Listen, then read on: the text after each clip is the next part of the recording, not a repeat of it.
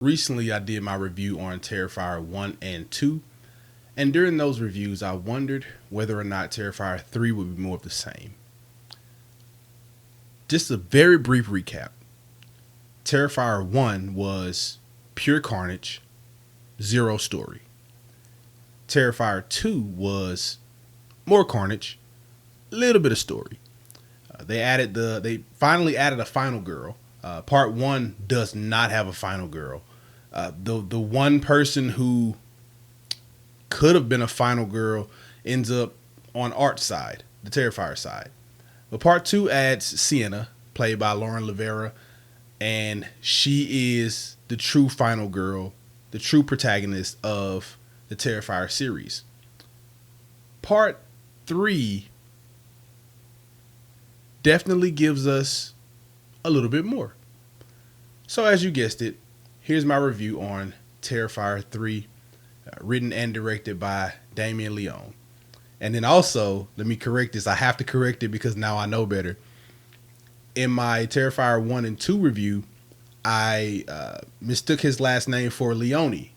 And if you didn't watch that review, it was because of this show called Fire Country that I watched. And the main characters, their last names are spelled the same, but it's pronounced Leone. So Damien Leone, I apologize. My review on Terrifier 1 and 2 is full of spoilers, but that's because they're so old. I will not give any spoilers here. I will be as neutral as I possibly can, but still giving you the basic details so that you know that Terrifier 3, it actually is, in my opinion, it's better than 1 and 2.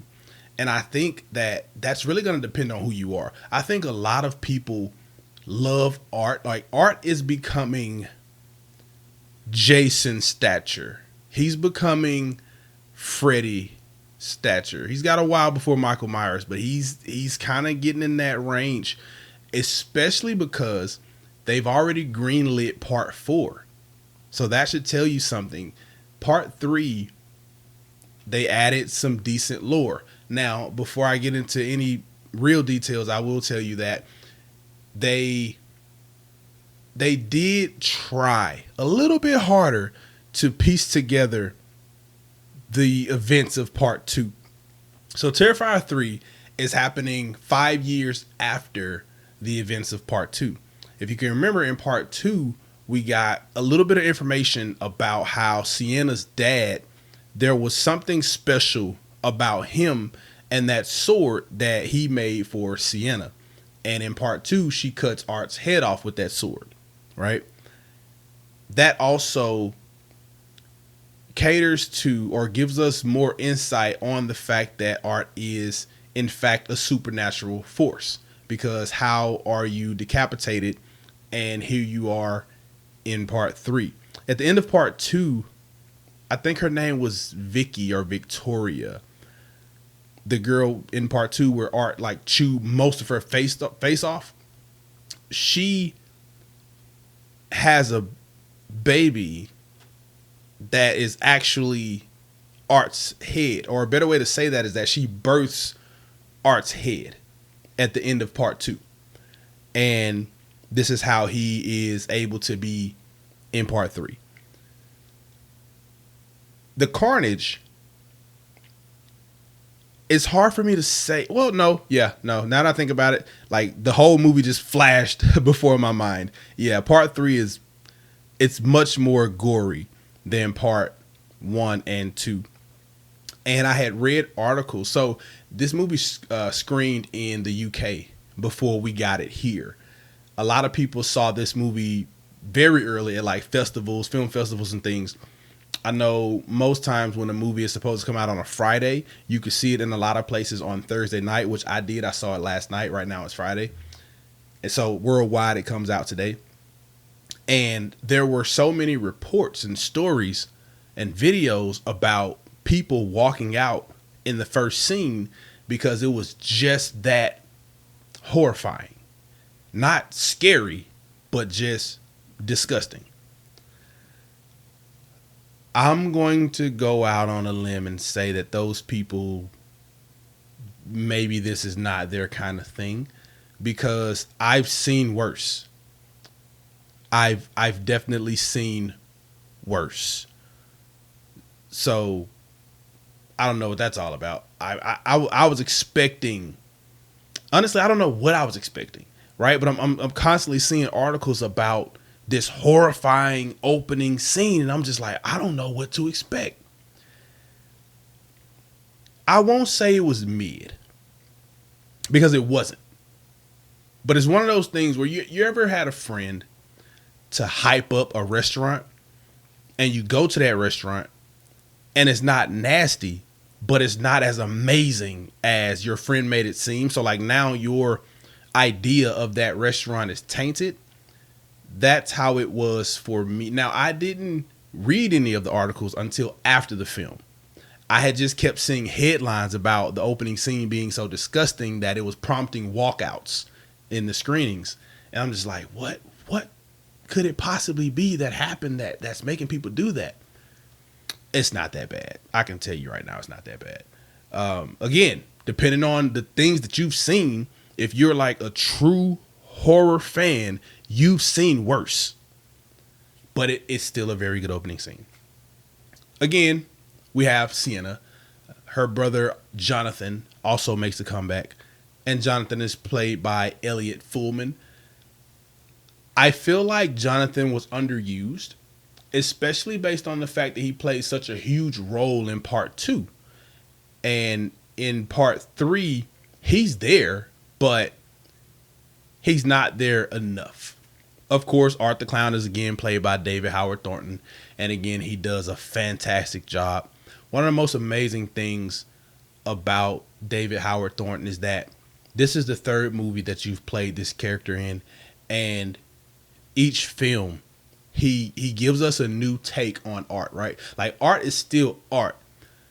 But David is able to do so much with that character that he, even without dialogue, he gives us something fresh each movie. After part 1, I was like, this is not my kind of thing because of the lack of story. And I only watched part 2 to prepare for 3. And when 2 gave me a little bit more, I was actually excited for 3. After seeing 3, I'm extremely excited for part 4 because I have to see where this is all going. It's got this very, like the others, it's got this very grungy, very dark tone to the film. The story structure is a hell of a lot better. The way that Art, he's still up to his randomness for about 3/4 of the film until he overhears something that this time finally makes him pick a specific target. Based on the events of part 1 and 2, we know that that's something that Art doesn't do. He doesn't pick specific targets. Everything is randomized, right? He's just on a killing spree for the sake of killing. But in part 3, he's finally got a target. And the fact that they wrote that way, it gives you a showdown to look forward to. And that showdown, it didn't disappoint. Now, I have my gripes because there are still plenty of unanswered questions, but I'm not as angry. Angry is the wrong word. I'm not as irritated about those questions because I know part 4 for sure is coming. And with the amount of information that they gave us in part 3 to kind of piece together part 2, I feel like what we get in part 4 is going to be a lot. And when I think about movies like the Friday the 13th saga and the Freddy saga and Michael Myers and how many films are in those series, I can easily see Art going for about 5 or 6 movies. If it's done right, I can see it going for about 5 or 6 movies. And I feel like Damien Leone, he did a great job here. I honestly believe that for part 1, he was just like, yo, I got this clown and I really just want to make him mess some crap up. You know, I don't know what feedback he may have gotten after part 1, but I appreciate that he tried to give us some story, and then now he's expounding upon that story. I appreciate that so much, because now I have something to look forward to more than just blood, gore, kills. As far as the types of kills, he gets creative, yet again, as you would expect. And we have, so in part 2, there's a little demon girl that Art, if I can remember correctly, I think only Art can see the little demon girl. That particular personification of that demon is not in part 3. However, that demon is. Just the little girl that the demon was inhabiting in part 2 is not.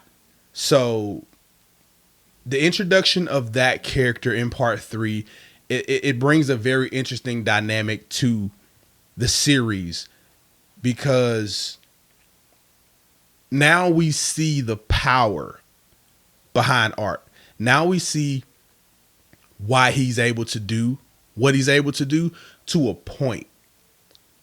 Again, we don't get a full explanation. We don't get a deep dive into the true source of the power of this demon. But again, we now, without question, know that Art's power is supernatural.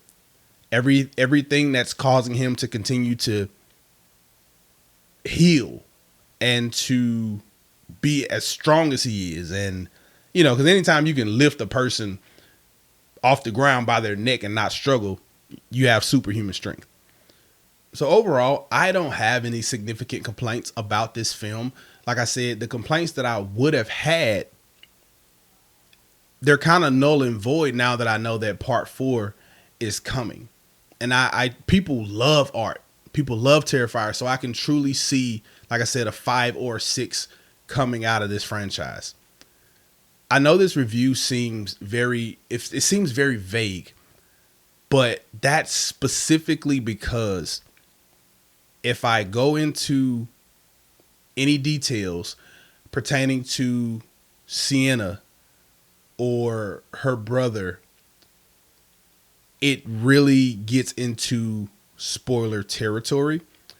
And if you're a fan of Terrifier, you deserve to be just as surprised at the reveals that happen in this film just as much as the next fan. So I definitely don't want to ruin that, so I'm gonna cut it short here. But of course, jump down there in the comments and let me know, have you seen 1 and 2? Have you seen 3? What do you think about all of them? Which one is your favorite, if any? Also, don't forget to like, share, and subscribe, and hit the notification bell so you know when I drop the next reviews. See y'all next time.